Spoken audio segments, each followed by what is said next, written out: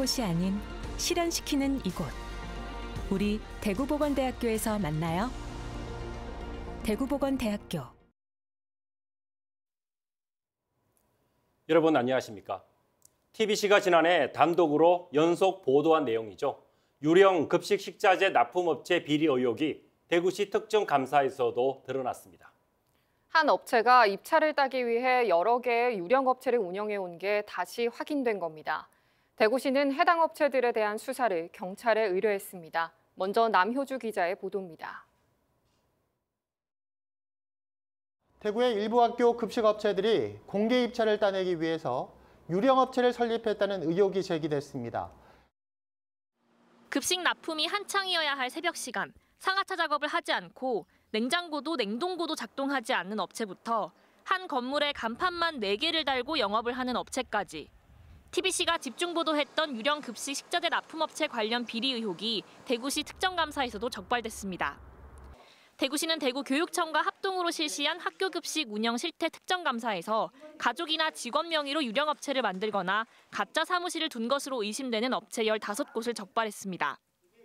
대구시는 현장 조사와 서류 확인을 통해 이들이 140억 원 상당의 이득을 챙긴 것으로 보고 입찰 방해죄 등 사기죄로 경찰에 수사를 의뢰했습니다. 총 15개 업체를 적발해서 수사 의뢰하고 그 수사 의뢰 결과에 따라서 관련 공무원들이 유착 관계가 있으면 또 엄정 문책하도록 하겠습니다. 또 계약이나 위생 관리 사항이 확인되지 않은 차량으로 식재료를 운반하거나 대리 수령 등으로 축산물 보관법을 위반한 업체 등 82건도 수사 의뢰 및 고발 조치했습니다. 대구교육청은 2명을 경고, 19명을 주의 처분했고 대구시도 직원 2명을 징계할 방침입니다. 식재료 유통 과정을 바로잡는 계기를 마련한 것이 대표적인 성과입니다. 앞으로도 더욱더 안전하고 질 높은 학교 급식이 제공될 수 있도록 관리해 나가겠습니다. 이번 합동감사에서 유령 납품업체의 급식 비리 의혹이 다시 드러난 만큼 철저한 수사가 필요하다는 지적입니다. TBC 남유주입니다. 학교 급식 예산과 함께 올해만 5천억 원에 이르는 대구 시내버스와 도시철도 지원금도 감사했는데요. 시내버스 업체 임원 인건비가 해마다 18억 원 정도 더 많이 지급된 것으로 드러났습니다. 승객은 줄고 운송 원가는 올라 어렵다고 호소해온 업체들이 자기 배만 불렸다는 지적입니다. 계속해서 이종훈 기자의 보도입니다. 눈덩이처럼 불어나는 시내버스 재정 지원금이 올해 처음 2천억 원을 넘어 2,500억 원대에 이를 것으로 예상되자 대구시가 감사의 칼을 빼들었습니다. 우선 임원 인건비부터 들여다봤는데 최고 지급액이 3억 2천여만 원을 넘었고 1억 5천만 원이 넘는 임원도 2016년 3명에서 지난해 9명으로 는 것이 확인됐습니다. 26개 시내버스 업체 임원 전체 인건비도 해마다 증가 추세에 있습니다. 임원 인건비는 2017년 46억 원에서 계속 늘어 지난해는 54억 원이나 됐는데 같은 기간 총 수익금은 2,332억 원에서 계속 줄어 지난해 1,729억 원까지 크게 떨어졌습니다. 수익금은 줄었는데 임원 인건비는 증가한 겁니다. 더구나 임원 인건비는 표준 운송 원가에서 정한 금액보다 7년 평균 18억 원 가까이 더 많았는데 관리직 인건비를 줄여 임원 인건비로 가져갔기 때문입니다. 관리직 인건비에서 여유가 한 13억 정도의 매년 여유가 생겼습니다. 그 철간분을 임원들 인건비로 이렇게 가져감으로 해서 대구시 감사위원회는 서비스 평가를 통해 해마다 27억 원을 시내버스 업체에 지급하는데 상대 평가 방식이다 보니 지난번 평가 때보다 점수는 낮지만 순위가 올라 더 많은 성과 이윤을 가져가는 문제가 있다고 지적했습니다.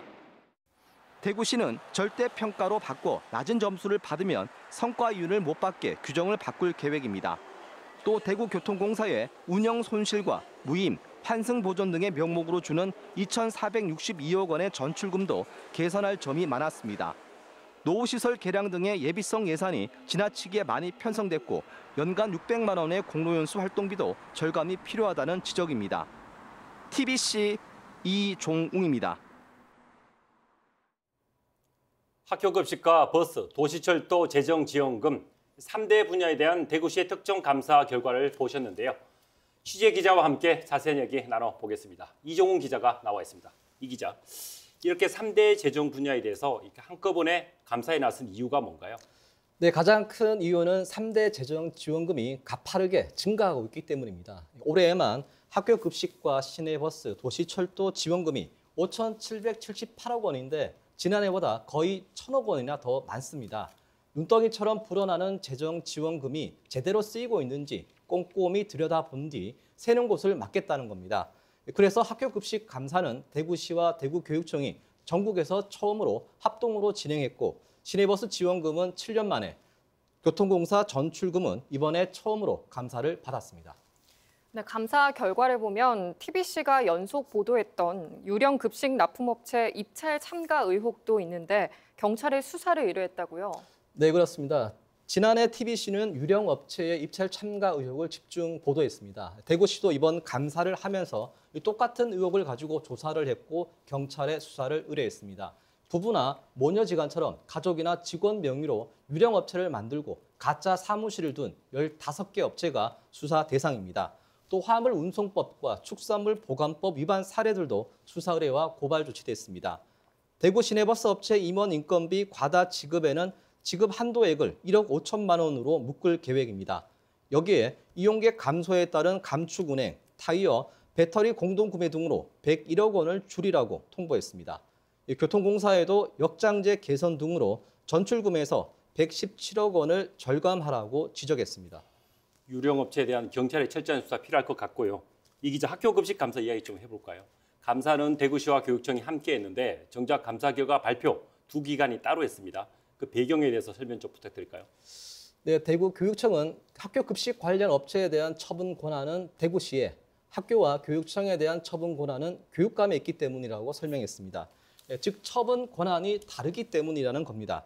그런데 교육청은 세부 지적 사례를 대구시가 지적건 수로 표시해 221건을 1,821건으로 지나치게 확대 해석했다며 시각차를 드러냈습니다. 한편 홍준표 시장은 감사 결과 발표에 앞서 SNS에 다른 지자체도 무상급식 부정 카르텔을 감사하라고 했는데요. 이번 감사에서 리베이트 등 심각한 비리는 없는 것으로 보이고 대구시도 내년에 무상급식 예산을 올해보다 더 늘린다고 밝혔습니다. 네, 아무튼 막대한 시민 열세가 투입되는 만큼 앞으로도 깐깐한 감사 이어져야 할 것 같습니다. 이 기자 수고했습니다.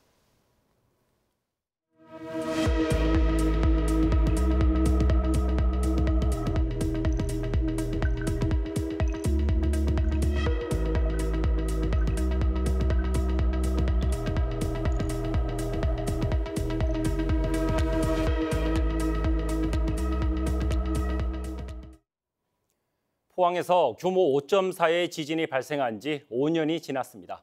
당시 진앙지였던 흥해읍에는 다목적 재난구호소가 들어서고 다양한 복합시설도 건립되고 있는데요. 특별 도시재생 사업을 통해 상처를 극복하고 다시 일어서고 있는 흥해읍에 정석헌 기자가 다녀왔습니다. 지난 2017년 포항 강진으로 전파 판정을 받은 아파트 단지입니다.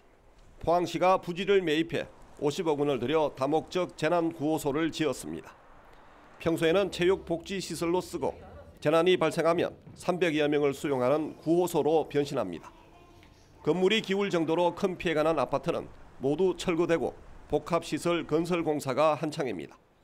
이곳에는 공공도서관과 시립어린이집, 장난감 도서관, 키즈 카페가 입주할 예정입니다. 전파 피해를 입은 또 다른 아파트 단지에서도 실내 수영장과 문화시설로 활용할 복합 커뮤니티 센터가 다음 달 준공을 앞두고 막바지 공사가 진행 중입니다. 포항시는 지진 상처를 극복하기 위해 흥해읍 일대 123만 제곱미터를 특별 재생 지역으로 지정해 2,896억 원을 들여 30개 사업을 벌이고 있습니다. 20년 이상 된 노후주택이 한 66%가 돼요. 그래서 주거 재생을 저희가 이제 해야 되고, 그다음에 이제 지진으로 인해서 이제 흐트러진 민심 이거를 바로잡는 이제 공동체 활성화가 지금 목표고, 그래서 더 나아가서는 이제 마을의 경제 활성화가 최고 목표를 잡고 있습니다. 또 토지주택공사와 함께 2025년까지 최대 300가구 규모의 공공임대주택을 지어 지진 피해를 본 주민에게 우선 공급하는 방안을 검토하고 있습니다. 이처럼 도시 재건 사업들이 착착 진행되면서 긍정적인 변화를 불러오고 있습니다. 안전한 지역으로 되고 다시 옛날과 같은 하나의 도시 외곽에 이 독자적인 어떤 생태계를 갖춘 그런 이 지역이 될 수 있도록 경제적인 거, 사회 문화적인 거 전체를 좀 더 확실히 갖춰 나가야 된다고 생각합니다. 포항 지진 발생 5년, 진앙 지인 흥해읍은 지진의 상흔이 대부분 지워진 상태에서 달라진 모습으로 다시 일어서고 있습니다. TBC 정석헌입니다. 경북경찰청은 봉화군 광산 매몰 사고를 낸 광산업체, 원청업체와 하청 관계자 A씨 등 5명을 업무상 과실치사상 혐의로 입건했습니다. 이들은 지난달 26일 봉화 광산갱도에서 토사가 쏟아져 내려 광부 7명이 매몰되는 사고를 낸 혐의를 받고 있습니다. 이들은 지난 8월에도 같은 갱도에서 붕괴 사고로 2명의 사상자를 낸 혐의를 받고 있는데 동부 광산안전소와 고용노동부도 광산안전법과 중대재해처벌법 위반 여부를 조사하고 있습니다. 울릉도 저동항 인근에서 좌초된 통발어선 선장이 음주 상태로 운항한 것으로 드러났습니다. 동해 해양경찰서는 선장 A씨의 음주 측정 결과 혈중 알코올 농도가 0.116%로 나타나 A씨를 상대로 사고 경위를 조사하고 있습니다. 이 통발어선은 어젯밤 8시 20분쯤 울릉 저동항 인근 해상에서 좌초돼 2시간여 만에 배에 타고 있던 7명은 모두 구조됐습니다. 오늘 오후 4시 반쯤 칠곡군 지천면 쿠팡 물류센터 지하 1층 냉동창고에서 냉매용 프레온 가스 500리터가 누출됐습니다. 누출된 가스는 독성이 없는 것으로 전해졌고 인명피해는 없었습니다. 소방당국은 오후 5시 40분쯤 메인 밸브를 차단하고 강제 배기 작업을 한 뒤 정확한 누출량과 사고 경위를 조사하고 있습니다. 대구지방법원은 교수 채용 과정에서 심사 기준표를 받고 특정 지원자를 채용한 혐의로 기소된 경북대 국악학과 교수 A씨 등 2명에게 징역 10개월에 집행유예 2년, 그리고 정년 퇴임한 B씨에게 벌금 700만 원을 각각 선고했습니다. 재판부는 국립대 공채 과정에 공정한 경쟁 기회를 가로막아 국립대 신뢰를 떨어뜨린 점을 고려했다고 밝혔습니다. 대통령 직속 국민통합위원회가 현 정부 출범 이후 경북에서 국민통합의 첫 발을 내디뎠습니다. 경상북도, 경북도 의회와 지역과 세대, 사회 계층 간 갈등을 치유하고 수도권과 지방 양극화 해소에 힘을 모으기로 했습니다. 보도에 이혁동 기자입니다.